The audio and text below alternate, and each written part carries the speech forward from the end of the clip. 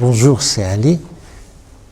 Economia est vraiment heureuse de vous recevoir aujourd'hui pour un entretien sur la situation économique en Afrique. Vous êtes enseignant-chercheur à HEM depuis un certain temps. Vous êtes également membre du directoire de HEM et également membre de l'association qui regroupe toutes les institutions d'enseignement du management au niveau continental. Et à tous ces titres-là, vous êtes habilité à nous en parler, à nous parler de ce qui se passe en Afrique aujourd'hui. D'abord sur le plan économique, on voudrait bien avoir une idée sur le sursaut africain, s'il y en a, mais également on voudrait avoir une idée sur l'enseignement en matière de management au niveau de ce continent et de ses perspectives. Alors, merci d'avoir accepté d'être parmi nous aujourd'hui et on voudrait bien vous écouter. Okay. Thank you very much, Sil Bashir. Thank you very much for your invitation. I'm honored and delighted to be here at the Economia, the research center of HEM, to talk about the state of management and business education in Africa. But first, I'd like to give just a little overview of some economies in Africa and how they're doing by region. Most, what we can see right now is that the biggest economies, Nigeria and South Africa, are really struggling. They're both very susceptible to falling commodity prices. They're stalling. And despite all the resources they have, especially in South Africa, they seem to be probably going to a recession, all right? And that actually tells us how important governance, good management principles, good managers are in these kind of economies.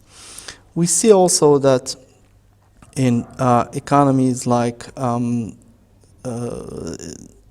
North Africa, we're still in some kind of a turmoil in terms of political stability. Tunisia is going toward that, but it's still not there. Algeria is turmoil. We're still, they just got a new president, and we don't know how it's going to unfold.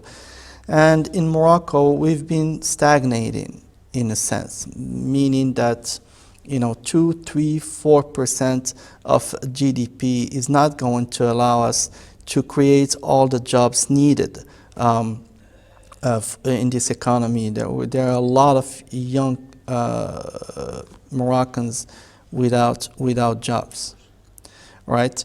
So we need to know where is the problem. Of course, I can't touch on all the problems in a systemic way or in a holistic way, but effective governance and management, good and savvy usage of the latest technologies, and entrepreneurship, in my view, hold the key to Africa's growth and prosperity. That's my view. We need managers who can lead responsibly, right? Who can with due attention to the economic, social, environment kind of issues. They need to be able to have the necessary skills, whether they're technical skills or soft skills, to be able to actually lead the existing companies into more growth. As you might know already, most of our economies in Africa I can think of the example of Nigeria. 99.6% of Nigerian companies employ less than 10 workers. Right. In Kenya, you would find 800,000 SMEs, small and medium enterprises. And in Morocco, we know that the economic tissue is based in a realm of 80% on SMEs, small and medium enterprises, or even very small enterprises. So we need knowledge and content created for these kind of economies. The problem we have is that there is a misfit between the content that we teach our students, our future managers and leaders here in Africa. The content, the business cases we use are more geared toward the West, where we need to have local content, regional content, African content that's going to be taught to these future managers who are going to actually go and work for these small and medium enterprises to, in the future, help them grow to become regional, national, and then, why not, international. So that's the idea. So. Comment faire pour pouvoir réussir un contenu de cet enseignement qui convient à la nature économique et de l'entreprise africaine? Well, to change this behavior, we need learning methodologies that incorporate experience, practice, feedback, and accountability, right? Not just content and theory. Even, it's a mixture. But at the same time, when you look at where the world is going in terms of the new technologies, where the world is going in terms of big data and cloud computing and artificial intelligence and all these technologies, we cannot actually give our back to all these technologies. So my view is to actually focus on these two. Soft skills, meaning emotional intelligence, meaning interpersonal intelligence, meaning intercultural intelligence, how to deal with people, how to manage people, leadership intelligence, all right? That's from one side. And then the other side is how to effectively use the technologies, the data technologies, the usage of data technologies. I'm not saying that managers need to go out there and become engineers. But the trend now in the world is to create these cross-disciplinary bridges to where an engineer needs to actually go and have more soft skills to be able not only to perform in front of a computer, but to perform with other people collaboratively. We talk about the collaboration intelligence also. Okay, and then we need for the manager to be curious enough to know more about these new technologies, to know more how big data functions, how the artificial intelligence could actually help the business, to know more how to sift through the structured data and the unstructured data. The structured data that you find in spreadsheets and in structured databases, and unstructured data that's out there talking about his or her business, like I'm talking about the social networks, I'm talking about the Facebooks, the YouTubes, all the unstructured data that's out there impacting the manager's business. So you have to be really with a state of mind of 360 degrees, knowing how to get the information, make decision out of it, and knowing how to make people work, do the work you want them to do, meaning getting the best out of the people. So these are very major skills that any African manager needs to have. Oui, mais au niveau international, c'est une évolution qui se dessine aussi. Ce n'est pas le propre des Africains. Une telle mixture ou une telle rencontre ou croisement.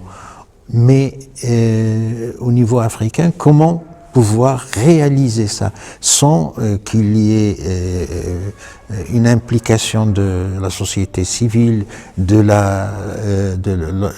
secteur privé et de l'État. Et dans tous ces domaines-là, au niveau africain, il y a une certaine faiblesse quand même. Look, there is we have no choice, and I've been asked this question in many conferences these last 2 years. I've been around the world trying to promote the Association of African Business School that I preside and chair, like you mentioned in the beginning in your introduction. In many cases, we keep saying that Africa is different. Africa has more priorities in trying to get some other things straightened up before we look at the technology. And I belonged to that school of thought for a while. But when I read deeply, I said the only opportunity we have to leapfrog, to actually jump on the bandwagon of growth and development is excelling in soft skills and excelling in data technology usage. So we have no choice, because when I read deeply about artificial intelligence, if you don't understand it from the beginning, there is no way you're going to make it up or at some point catch up with the people who embraced that technology before. So why wait? We missed the first industrial revolution. We missed the second industrial revolution. We missed the third industrial revolution. Now we are in the fourth industrial revolution, and the chances are more democratized if we can actually just put our minds into it.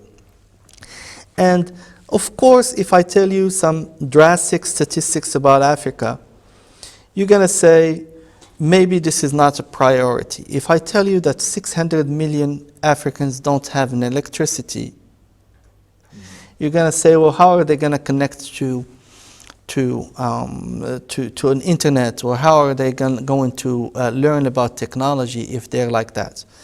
But we cannot wait until the 600 million people get their electricity. We don't have the time and the leisure of time to be able to do that. And I take as an example for benchmarking India. India also has 600 million people with no electricity, no toilets. But India leveraged the usage of data technology, all the new technologies, with its engineers from all over the world, spread all over the world, because of their ingenious strategies in the 50s to teach people, to give people knowledge, to send people out to the West and to wherever there is knowledge to learn. They are actually harvesting right now all the fruits of all this. India is the only country in the world which, that was able to actually surpass the economy of its colonizer. At some point in time, India's economy has become bigger than the UK's economy. Now imagine this. Moroccan economy has about 100 to 110 billion dollars in GDP. And France has 2.5 trillion dollars in GDP. So there is no way for Morocco to ever surpass the French economy because of these results. But the Indians were able to do that. If we focus on that and have a strategy where we know that there is poverty in Africa, and by the way, I always say it in many panels, Africa is not a poor continent. Africa is an impoverished continent. And whoever studied the history of Africa would tell you that. We have been impoverished throughout history, from the beginning of the 20th century until now. No. Okay? And if we don't get our act together in terms of acquisition of knowledge, whatever knowledge that is, I mean, we're talking here about management, governance, business education. But whatever knowledge that is, if we don't get on the bandwagon, if we don't catch up, if we don't take this question of education very seriously, honestly, I'm not a bearish, I'm a bullish, I'm a very optimistic person, but I don't see any shadow or light of hope if we don't really get together and it's starting with this association in terms of putting together a framework of business schools by putting together an accreditation system whereby schools can apply for this accreditation system, what we coined ACRISIS, and this is a quality assurance system where the schools that we have in the network, we're about 55 and we're going to become 70 or 75 very quickly because we have 23 potential schools who want to come to the network or join the network.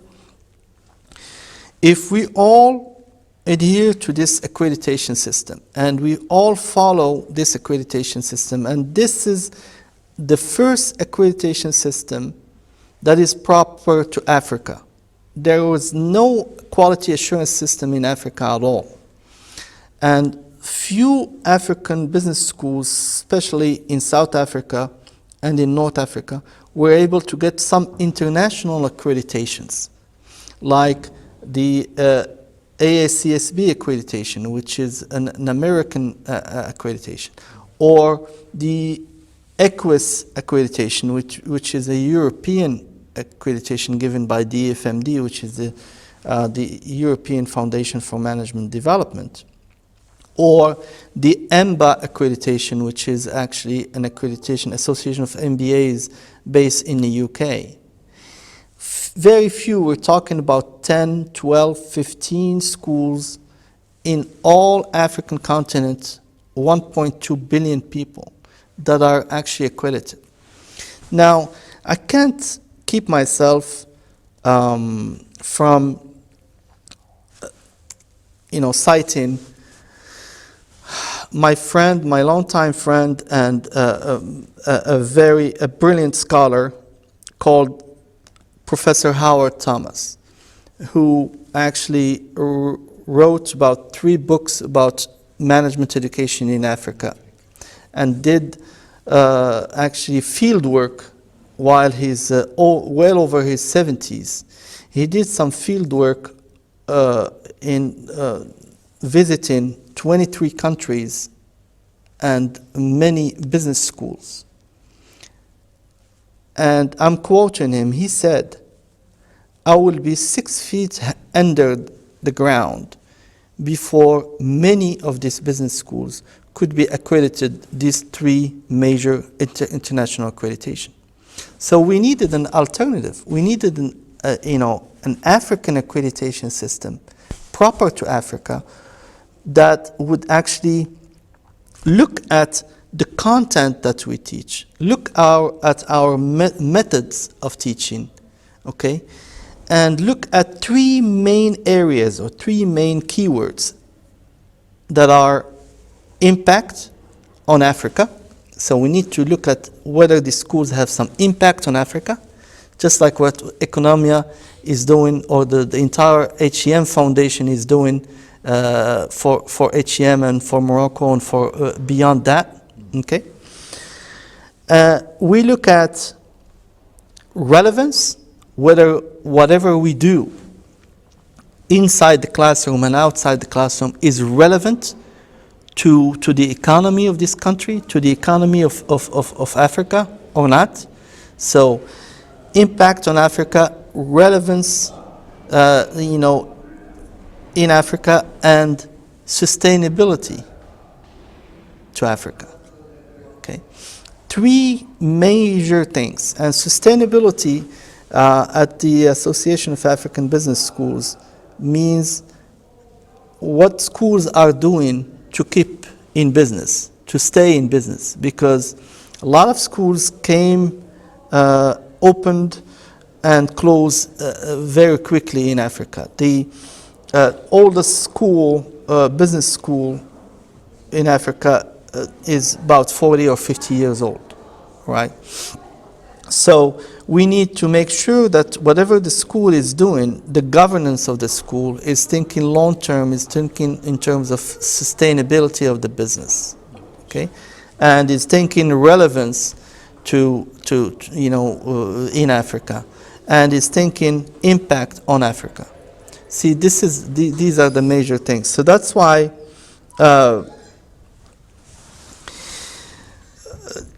This interview came right on time for me to actually just reflect upon everything we've been doing, and this is in 2020 is going to be the last year of my term, and I hope that we'll be able to do a lot of things. Like I said, I'm not only asking business schools or asking the African community to adopt technology. The first thing we did is put together an AABS 3.0 platform, okay, that you can actually visit at abschools.com. And this platform gives you an idea about all the schools of the network, what they're about, their mission statement, the dean's message, everything you need to know. It gives you ideas about the accreditation literature, about the accreditation that we're putting together, that we launched back in October 2018. We already have 10 schools in the pipeline. And we're really proud of what this accreditation could do for the existing business schools, and maybe also for the lagging business schools that are not members of the network. So. Peut-être qu'on pourrait parler de l'aspect un peu moins professionnel, disons, mais plutôt relation avec le public. La culture africaine vis-à-vis du management, la culture publique et l'attitude des Africains vis-à-vis de cet enseignement. Comment les populations approchent une telle éducation, c'est-à-dire le rapport inverse. C'est pas la question de l'offre, mais la demande, comment elle se présente au niveau de l'approche relative à la question du management dans la culture collective et publique. Unfortunately, we don't have a typical management business culture in Africa, right?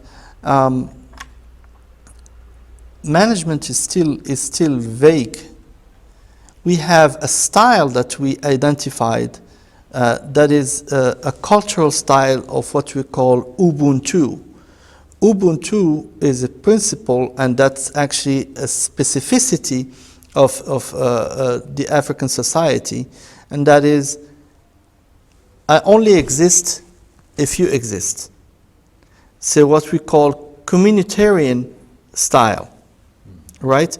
But it's not philosophically linked directly to a management education or a business education. It's the way we are. We live in communities. We have no credibility as an individual, as opposed to individualistic kind of style that you find in the West.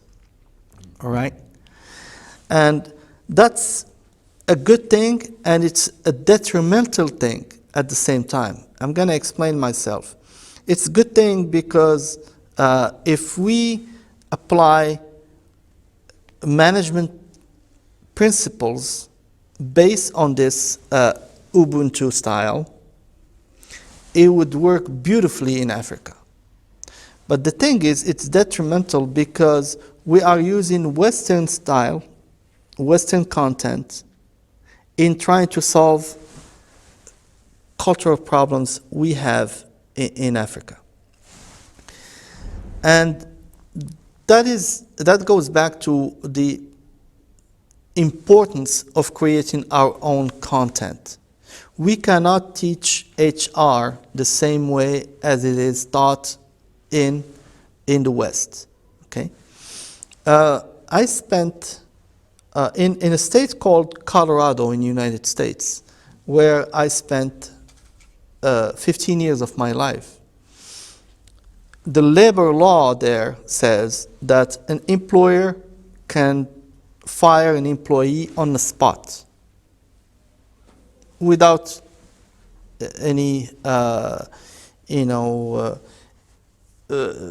do we call that? I can't think of a word right now. Without any notice, without any previous notice, okay? And an employee could actually leave the company, I quit and I go. Okay, that's pretty much the mentality in the West. And then this employee would actually go elsewhere and find a job within 2 months, 3 months, based on the system that allows them to actually get unemployment for a while, get some, help to find the skills to find another job and stuff like that. Now, when you actually go and fire someone in an African country, you're not firing a person. You're firing a family, a small family and a big family. Sometimes you find one person working for 10 people. So you're creating a social problem. So are we going to teach HR principles and labor law the same way in our countries as we teach in USA or in the West? Impossible. So we have, to go back to your question, we have a certain social order. We have a certain culture that is based on a communitarian style, okay? And that is based on, I only exist if you exist. That is based on, we need to work in a family kind of setup, not corporate kind of, mentality. And that's how things work in Africa. But it has a drawback of, again, not having any systems in place in our enterprises. And systems are what allows a company to grow from being a family enterprise, family business, into a regional and international corporate business. Okay, so that's pretty much the cultural side of it. See, In Africa right now, management and business education matters today more than any other time. And that's for three main reasons, right? Talent, in a more general sense, has emerged as a major constraint of growth. We have some serious problems with talent. Let me explain to you what happens in many companies in Africa.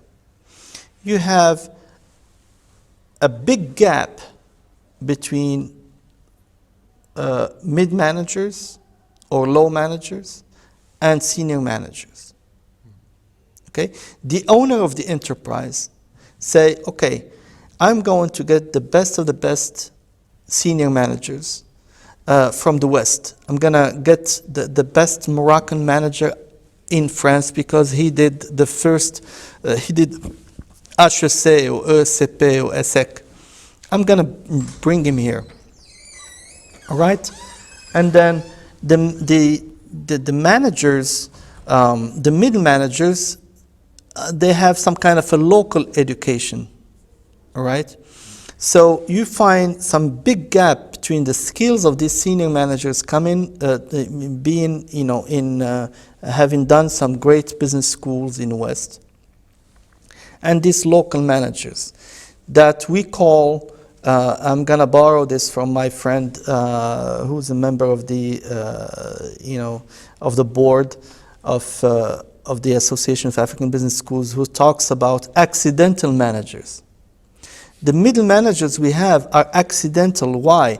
Because they just got that title because of the length of time they've been in the company. And they have no skills about management talent, how to be a manager, how to manage people. They just say, I'm a manager, I have authority, you need to respect me, you need to do what I am asking you to do. So we have a very big problem of African managers having a problem with authority and hierarchy. We still have the chef mentality. I'm the chef. You do what I say. There is no participative management. There is no what do you call that? No horizontal organization. It goes like a pyramid. You do what I have. Nobody takes any decisions. Don't talk in meetings. I am the chef. And this is creating some real leadership problems in Africa. And I'm sure Economia, did some research on leadership and wrote a white book about leadership, especially in North Africa. And they mentioned this kind of a problem there. The second reason is institutions, foundations, and NGOs in many African countries are investing in developing entrepreneurial skills. So, like I said in the beginning, there are three major axes that we need to focus on. First is soft skills. And I mentioned what do I mean by soft skills? Soft skills, like what we commonly say, soft is harder than hard. Soft skills are harder to teach than hard skills. Business schools nowadays find a very hard time trying to find experienced faculty members that could actually teach emotional intelligence or leadership or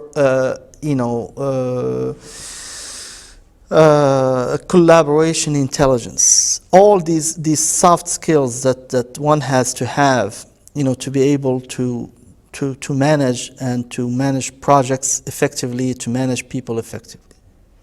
And then the second axe is the usage of technology that we talked about. How to get the right data, transform it into information, and make decision out of it. And the third axe is actually entrepreneurial spirit. Now, there's what we call entrepreneurship and what we call entrepreneurial spirit. We need to teach our students, whether they're going to be entrepreneurs or not, the entrepreneurial spirit, meaning how to be, even if they work for a company, how to have this entrepreneurial spirit to say, I need to create value every day that God created. I am not here for a salary, I'm here for value creation. I'm here, whatever department I'm in, I'm actually part of a small enterprise, and I need to create value for that enterprise. We don't have that thing. And then, of course, the third reason why management and business education matters today more than any other time is employability. How to raise employability of our students. How to increase the rate of insertion to the job market. And that comes back to the fit. The key word is the fit and the match. How to fit the skills you're giving to these students to what the market is needing, is requiring, pretty much. Merci de votre contribution et je pense que maintenant on pourrait prétendre à une visibilité par rapport à la situation du business school en Afrique finalement. Et c'est quelque chose quand même qui porte beaucoup d'espoir. Et le message d'espoir, il est clair dans les défis que vous avez tracés au cours de votre entretien et sur lesquels normalement les Africains devraient se mettre au travail pour qu'on puisse avancer. Donc encore une fois, merci de cette contribution et bonne continuation pour votre association.